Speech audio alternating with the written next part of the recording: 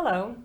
With us here today is Sergeant Eddie Bowers, who's been a law enforcement officer in the state of Nevada since the year 2000. Sergeant Bowers is going to talk about the increasing need for drug testing at the roadside to keep our roads safe throughout the country. And he's also going to be sharing his experiences with us about the Draeger Drug Test 5000. Hello and welcome. Hi there, thank you for having me. Thank you. Have you seen an increasing growth of drug impaired as opposed to alcohol impaired driving in your career?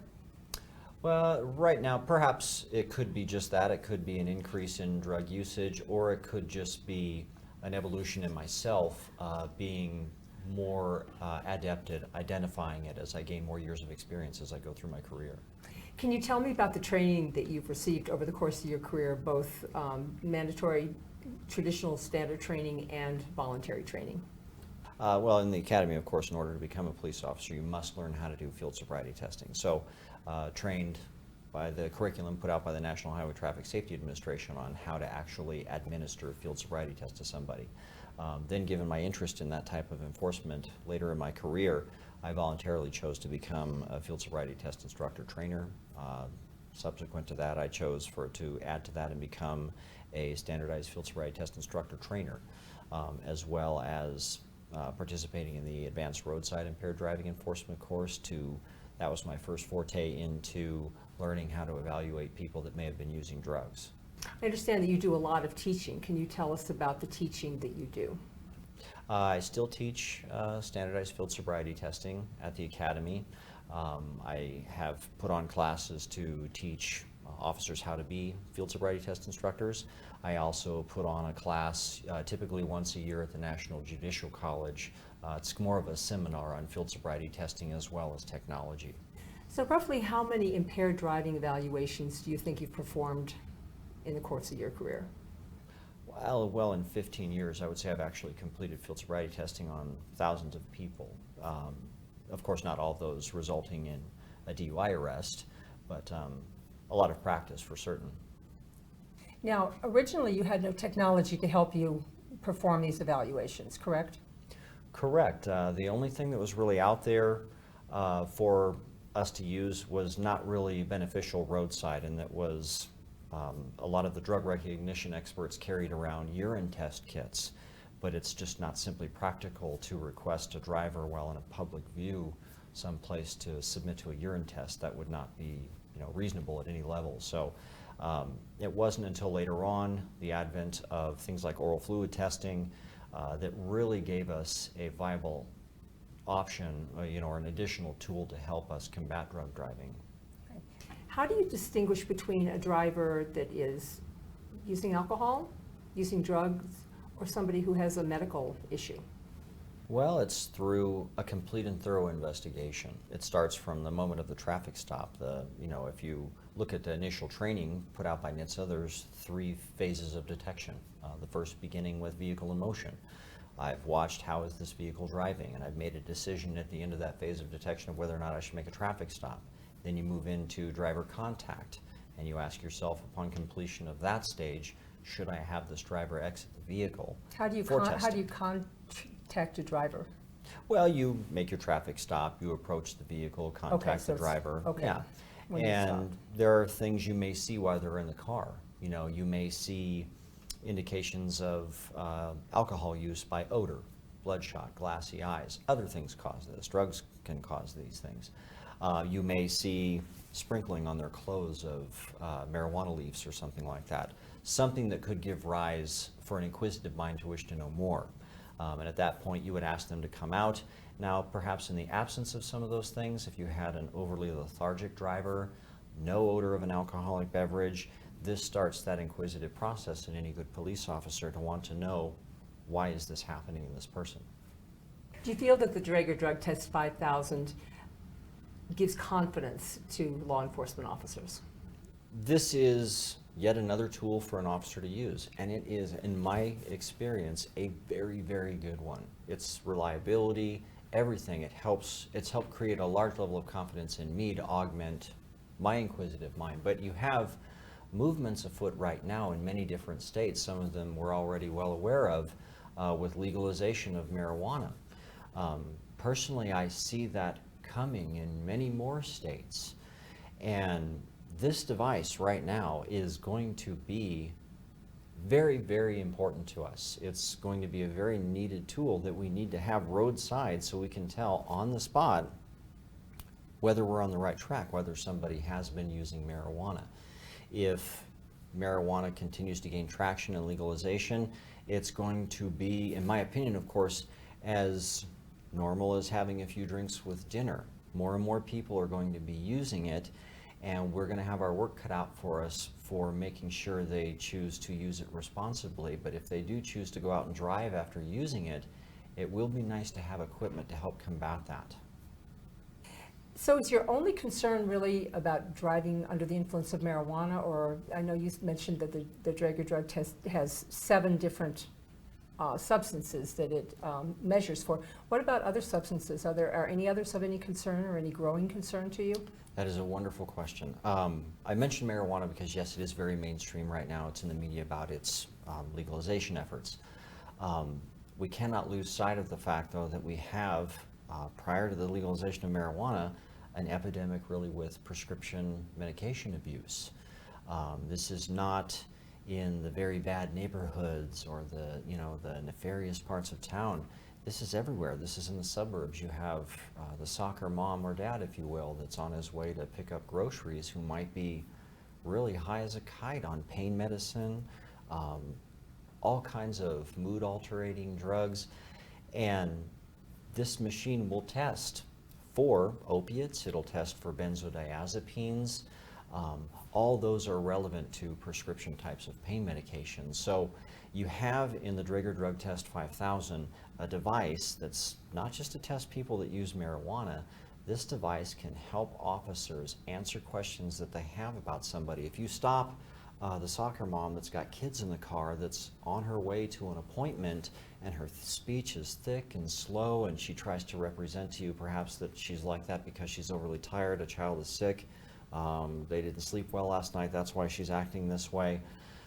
You have a tool for the officer, that inquisitive mind, to say, well, this is very important. I don't send this mom down the road with perhaps everything that's important to her in life, her children in the car, if she were impaired. I have the ability to find that out now. So it is a very useful tool, not just for determining people who might have used marijuana, but people who might be abusing their medication. Mm-hmm. So really it's a tool for saving lives. That's exactly what it is, and that's how I look at it. I mean, we are the front line of defense out there in creating a safe environment for people to operate their vehicles on the highways. And nobody likes the fact to consider that they might have to be arrested, but at least it starts a dialogue and it creates a safe environment for everybody that's out there using the roads. Why did your department decide to move to an oral fluid drug tester? Well, I can't really say for certain what was their guiding light for making that decision. I know up until that time, my agency had been using the preliminary breath tests for alcohol. And when the officers started using those, that was again another game changer. It was the most reliable preliminary breath test we had ever used. I mean, it would capture a puff of breath from a subject that was perhaps being evasive when they were submitting to the test. You could manually activate that device and get a sample that was very reliable when measured against like an evidentiary breath test that occurred later on up at the jail. So I think just the brand, Draeger, we had a high opinion of them, and then when we saw the availability of an oral fluid test that tested at the time for 6 different types of drugs, we thought, let's give it a shot. That sounds interesting. If it's made by Draeger, it's likely going to perform very well. And has it been a reliable device for you? Oh yes, it's been, like I said, it's been a real game changer. We've participated in some studies with Draeger that were correlative studies to show one oral fluid sample taken, tested by the Draeger drug machine, a secondary sample was captured and then sent to NMS labs in Pennsylvania, and then the arrested subject was eventually taken to the jail and submitted to an evidentiary test of their blood or urine. And then now you have 3 pieces of data to look at, and all of them married together perfectly just to show the reliability of this machine is profound. Wow. So since the year 2009, You have been using the Draeger Drug Test 5000. How has that changed your process? Yes, 2009 is when my department first started using them. And I'll tell you, my own personal experience is that it is an absolute game changer. I went from arresting, the lion's share of my DUIs were for alcohol. And every now and then I'd come across a marijuana DUI, which was very distinguishable. The odor is unmistakable. So it would start me on a path to recognize these signs and symptoms of impairment. The first month I started using the Draeger Drug 5000 oral fluid machine, I arrested 12 people for DUI, as I recall. 2 of them were for alcohol. Wow. The other 10 were all DUI drug cases, every one of them testing positive for some type of drug on the Draeger Drug 5000. Wow. Yeah, a real game changer for me. And what it did is I was becoming more and more an inquisitive mind as my career was going along. But what I had in the Draeger Drug 5000 right there in the back of my patrol car is the answer. You know, when I stopped somebody and I began to communicate with them and I wasn't smelling alcohol and their answers and things were not adding up, I had the ability to find out. So this inquiring mind wanted to know. So I proceeded to that next step and I asked them to come out of the car. I would have them perform field sobriety tests rather. And then the Draeger Drug Test 5000 is that last piece of a puzzle, and it's a fantastic piece. It's a corner piece. I mean, it's very valuable. You know, it goes right there. And to have that ability to find that out on scene at roadside really is a game changer in law enforcement, and it has been in my experience because it helps bridge the gap from an entry-level officer dabbling in impaired driving with alcohol, and then perhaps using training like A-RIDE, and then augmenting that with the Draeger Drug 5000 to get that confidence level in the officer to make a correct arrest decision. It's really been invaluable. Excellent. Can you tell us about your most memorable evaluation? Well, as it relates to the Drug Test 5000, Yes. I'll tell you it did occur, as I alluded to before, in that first month I began using the machine. I did have a driver that I stopped for a very benign reason. I don't even recall precisely what it was, but the driver's behavior and everything were all pointing to some level of impairment, but I had the absence of alcohol, there was no odor of marijuana, so I'm thinking I wasn't seeing signs and symptoms of like a stimulant use that was causing him to be excited. He was just, his speech was thick, it was slurred, and it just really made me wonder, and I figured, well, I don't have any of these odors or anything like that. All I have is, you know, his outward signs and symptoms, and I just thought, well, you know, I've got the equipment now. I have a new tool in my tool chest to use. I'm going to find out. This inquisitive mind wanted to know. So I brought him out, put him through what I had at the time available to me in my tool chest was that offered by my academy, which was the standardized field sobriety testing. I had not even had the A-RIDE training as yet. So going from that, him not performing well on field sobriety tests, that might have been enough for me without the machine to say, I'm going to arrest you for being impaired. But now I have extra, you know, an extra piece to that puzzle. I can go and find out immediately, and I gave him the oral fluid test and he showed positive for opiates. The person was abusing prescription pain medicine. So now it's not an educated guess anymore. It's like there's data, there's reliable data. Is it easy to use for on-the-spot drug detection? Well, and that's a wonderful question. It is, there's a term officers will be familiar with. It is cop-proof. Cop-proof? Yes. It's simplistically elegant. I mean, the face of the device has but 3 buttons up by the monitor. 3, you know, an arrow up, an arrow down, and a power on button. You can't get much more simpler than that. It's very similar to that of the preliminary breath testing devices. Ease of use is tremendous. So the initial training was just being familiar with the equipment, demonstrating it, giving officers just a basic understanding of how it works inside the machine. Many of them might not even care. You know, to them it's just, you know, Jack showed up with magic beanstalk beans. But it was just the stuff that goes on inside the machine. If they choose not to worry about that, that's fine. but all they have to know is just how to collect a sample. You know, somebody holds the device inside their mouth, collects an oral fluid sample for about a minute to a minute and a half. They put it into the machine and turn it on, and it does the rest. The only thing the officer has to do, there's a keyboard attached to it, a little computer keyboard, all very compact, very mobile, fits very easily in the side of many different police cars.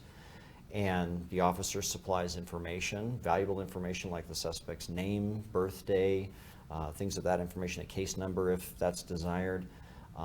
And the machine does the rest. It analyzes the sample. It knows what to do. The officer has really very little involvement in the testing process. So the officer just follows the list of things that are needed that come up, like where it was, where the testing occurred and the date and all of that, and everything is recorded. Yes, and I should tell you, there are prompts in the display window. It'll tell you, you know, put the cassette in, put the next piece in, now close the door.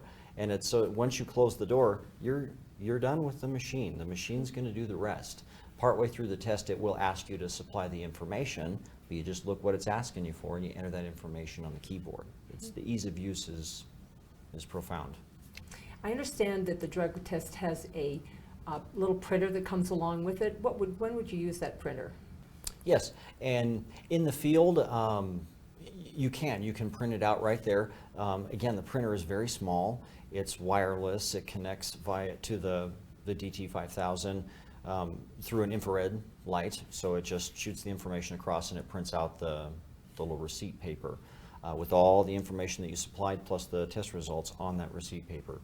Now, if you don't wish to print that out right away, you can wait until you get back to the station, print it out, tape it onto a sheet of paper and submit that sheet of paper. If your agency hasn't gone paperless, you can attach that receipt to a sheet of paper and submit it as part of your arrest packet. A neat feature about the machine, though, also is that it does store up to 500 tests electronically inside of it. So all that information you entered in there is going to be saved. And then later on, you can plug in a USB cable back at your office, or your coordinator, if you designate somebody as such, can download and maintain all of that information so it's available at any time. So you said you've tested hundreds, maybe thousands of people using the Draeger drug test in the last 6 years that you've had it. How many people have refused to take the test? You know, this comes down to, I think, a police officer's ability. You know, not all of us are real polished orators or anything of that nature, but if you walk up to somebody and you just ask them, hey, you know, can you hold this under your tongue for about a minute to a minute and a half? You know, since 2009, when I've been using this machine, I have not had anybody, oddly enough, refuse me the machine. They could if they were to say, you know what, I don't want to do that. I've got to call my lawyer first or anything like that now? There's no sanction in our law. The device is a bit too new for that. Now, we do have a sanction for, like many states do, for a preliminary breath test for alcohol. They cannot refuse that. So eventually I would like to get to a point where we can author some sort of legislation that makes it mandatory once an officer has reasonable grounds to believe that the person driving or in actual physical control of a motor vehicle has been using some type of drug or controlled substance, prohibited substance. They must submit to an oral fluid test. And it's reasonable because you'll see later on some of the testing equipment that's used is very non-invasive. Well, it's not only is it non-invasive, it must be very non-intimidating if they don't even think to refuse it. And you've had how many drug tests have you done with this? Oh my, hundreds. Hundreds, and you've Hundreds. had not one person refuse you. Not me, not personally. I mean, it has happened. I'm sure they've refused other officers throughout the state that have been using it, but personally, I've never had anybody say, you know what, officer, I don't want to do that. Wow. Hasn't happened yet, yeah. Well, you talked about wanting to change the legislation for oral drug testing and making it mandatory the way alcohol testing is. What impact has the Tyler McNeely Supreme Court decision had on this? Well, the Tyler McNeely case went to the United States Supreme Court, as those watching this video I'm sure will know, was a big game changer for all law enforcement. Some states, like our state, had an implied consent law, meaning by virtue of you merely getting a driver's license and agreeing to having a driver's license, that if it was suspected of you being impaired, you would consent to a chemical test of your blood or breath to determine the content of alcohol or drugs. And if you refuse that, reasonable force could be used to the extent necessary to obtain the needed blood samples. Well, on April 17th, 2013, as I recall, was the date that the decision came out. That changed for everybody in law enforcement. Because he refused, right? He did refuse testing, and it was done anyway. And that went all the way to the United States Supreme Court.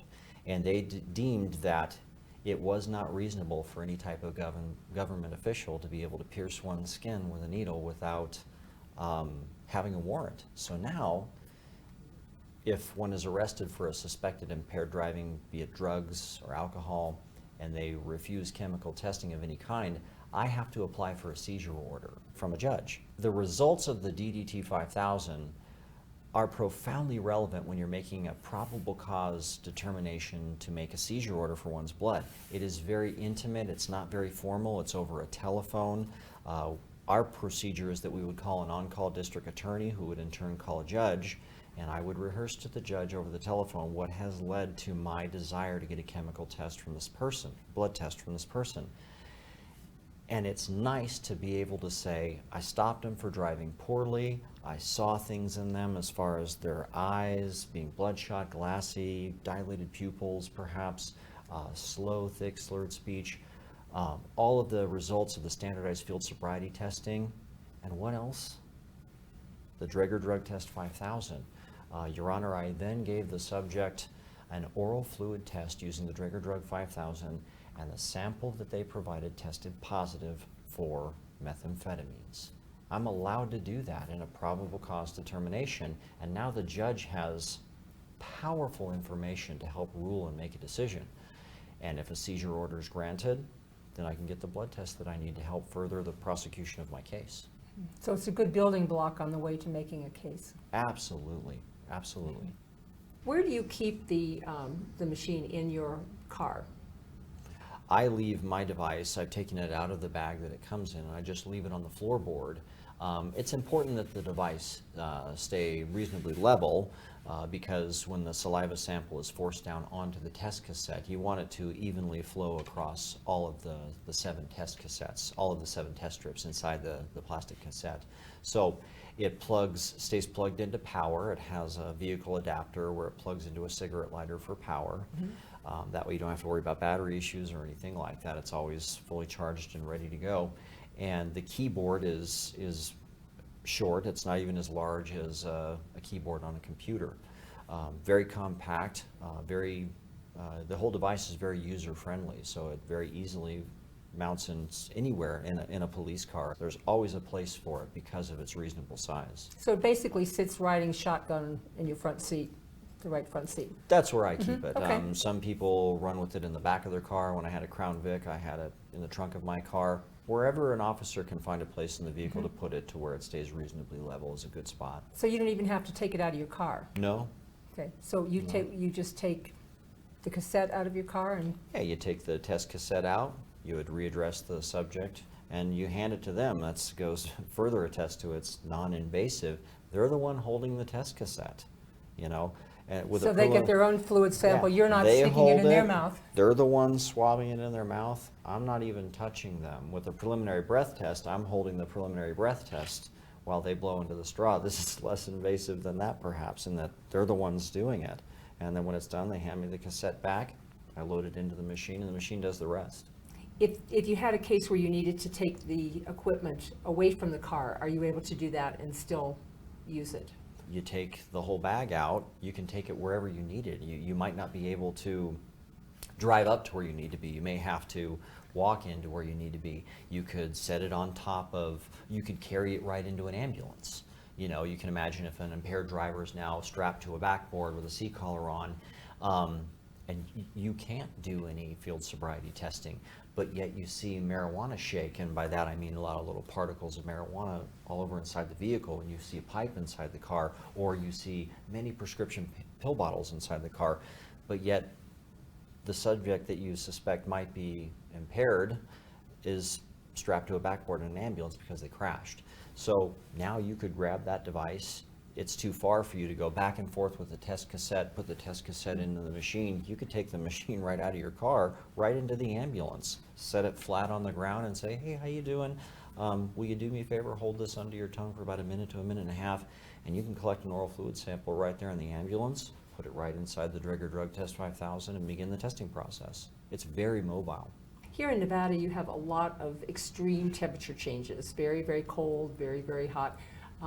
If you leave the equipment in the car the whole time, does it still work? Is there ever a case where it's too cold or too hot to work? That's a great question. Now, that would be best, right? But we do have some extreme temperature variances here, and the machine will tell you that. As soon as you turn it on, it's got its own internal diagnostic. It's going to tell you it's too hot, and it's got its own internal cooling system, and it'll start cooling itself down, and eventually it'll tell you ready for test. Oh, okay. Similar, those familiar with the breath test devices that Draeger puts out, they do the same thing. It'll tell you if it's too hot. You can turn on the air conditioning controls inside your vehicles or heaters and help aid in that process, but the machine is absolutely brilliant for field use. So it self-regulates? It does. Excellent. And how long does this whole process take? Well, to analyze a sample, the full time is about 8 minutes. It takes the full 8 minutes to analyze a sample for cannabis or marijuana, but it will hit either positive or negative within 5 minutes for the other types of drugs that it tests for. Is that a reasonable amount of time for pulling somebody off the road? Right, it is. That's one of the nicer features about the machine is 8 minutes is reasonable. You know, you've completed your field sobriety testing that may take about 10 minutes. You've gone and supplied them with the test cassette. You've collected the oral fluid sample. You put it into the machine and start the testing. And personally, what I do at that point in time is it's time to have a nice dialogue with the test subject. I'll go back, readdress them, and I'll let them in on it. I'll tell them, I'll say, the test that you just submitted to is a 7-panel test. It's going to test whether or not you've used 7 different types of illegal drugs, and marijuana is one of them.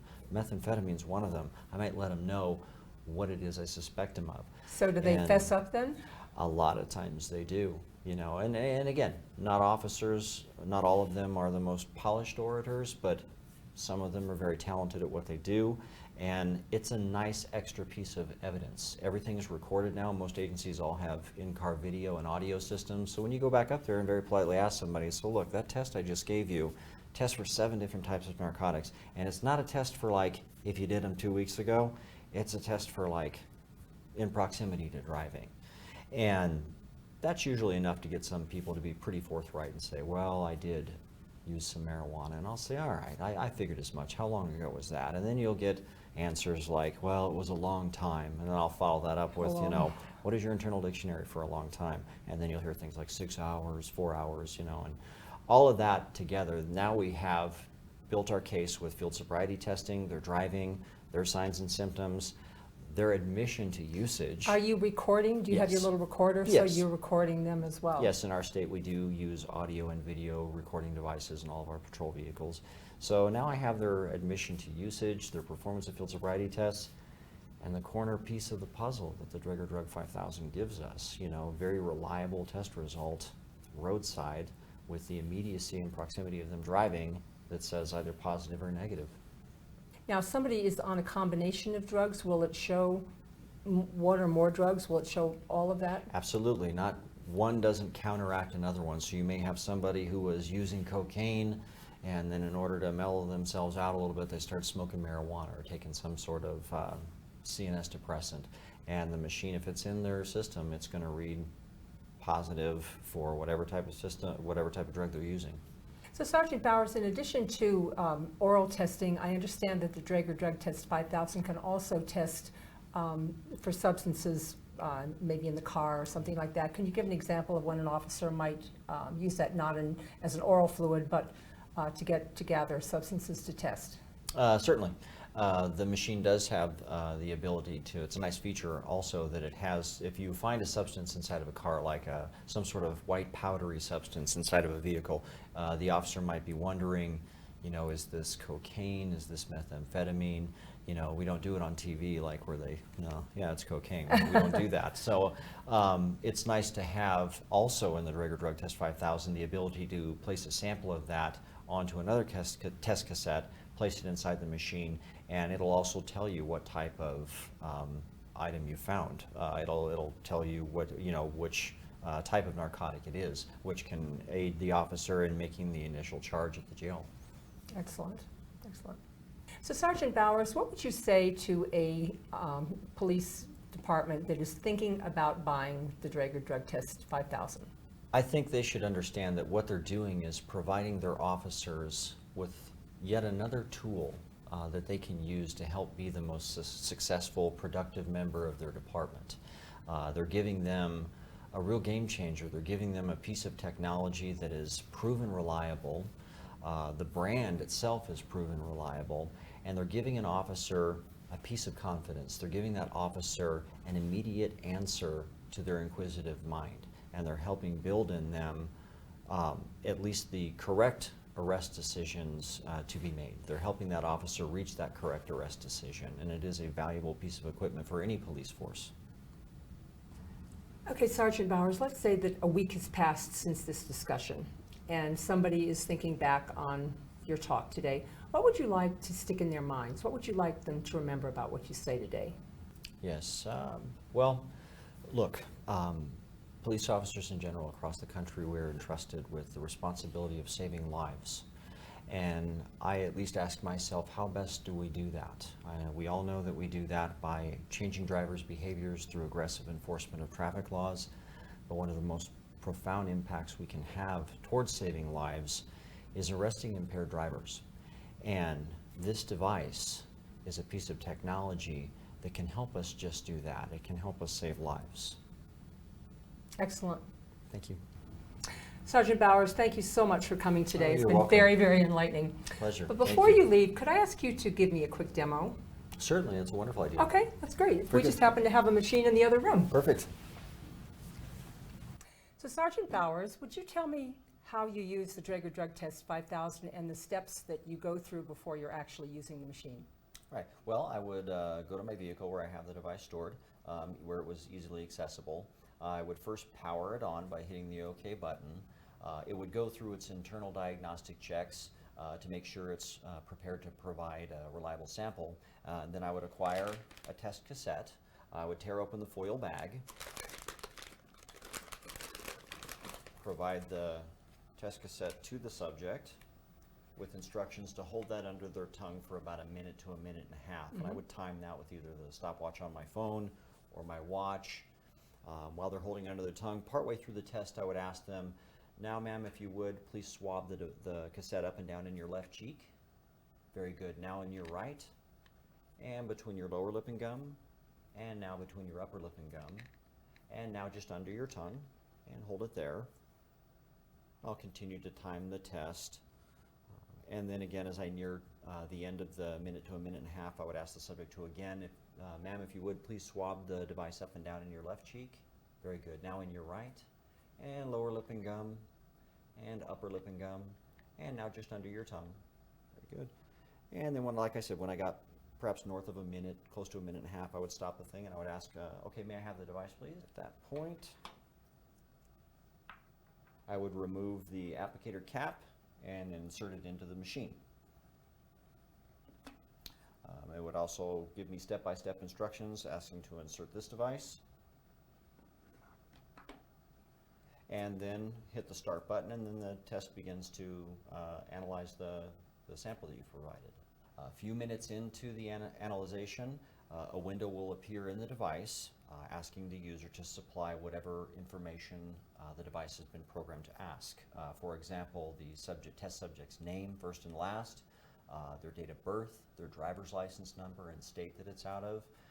The device will ask what the officer's name is, identification number, your agency's case number for this particular incident, the location of the traffic stop where the test took place. You can supply all that information with the use of the keyboard quite easily. Then you just simply hit enter and the machine continues on with the test. And then after about 8 minutes, you'll get either positive or negative for one or more of the 7 different types of drugs that the machine tests for. And then it's going to continue processing the test, and we've waited a little bit to supply it, so you see we've got 22 seconds left, and it's going to tell us, it's already shown us our results of negative. Because what the device will do, if there's nothing present rather, in the other substances, it'll give you a negative reading for everything other than cannabis within about 5 minutes. So it takes the full 8 minutes to analyze for cannabis. And we have results, right? Thankfully, in this case, it's all negative, as we Glad to hear it. suspect. So once we have these results, the neat thing about it is we have this mobile printer, and you can see it's not attached to the device in any way. It's battery operated, and there's just an infrared sensor that the devices use to talk to one another. So the information is sent to the printer, and if it's needed, you can print out a receipt type piece of paper, if you will, that's got all that information I supplied. Your name, your date of birth, my case number, the officer's name, all that information that I supplied in the device is going to be on this test thing. And I'll show you. You press and hold the power button on the printer, and then simply hit the print button on the device. Ah, and here The it data comes. is transmitted via an infrared sensor, and then you'll get a nice little printout of all the information that we just saw in the display window. Excellent. And then once that comes out, there's a spot for you the operator to sign. You can take that paper, you can tape it to 8.5 by 11 sheet of paper and submit that as another document for your in your arrest report. This machine stores up to 500 tests. 500. Wow. So you can take that back, and it doesn't just live in this machine. You can take this back to your coordinator at your office at the station, plug in a USB cable, and your coordinator can download all that test data onto a hard drive on a desktop computer back at the office. That way it's always available. So if the machine is ever challenged, they want to challenge that the officer actually even gave a test like this, all this information is available. All the relevant questions that any type of defense attorney would ask, all of that is contained inside this PDF file. So it's a PDF, you just print out a PDF? Yeah, it saves it in a PDF format, an Excel format, and it puts out a nice clean sheet of paper that's got all that information on that receipt printout. All of that is contained inside this PDF file. Excellent, excellent. Well, I think that just about wraps it up. Sergeant Bowers, thank you so very much for coming by today. We Oh, really, you're really welcome. appreciate it. Everything you said was very enlightening. Thank We you. learned a lot. Thank you.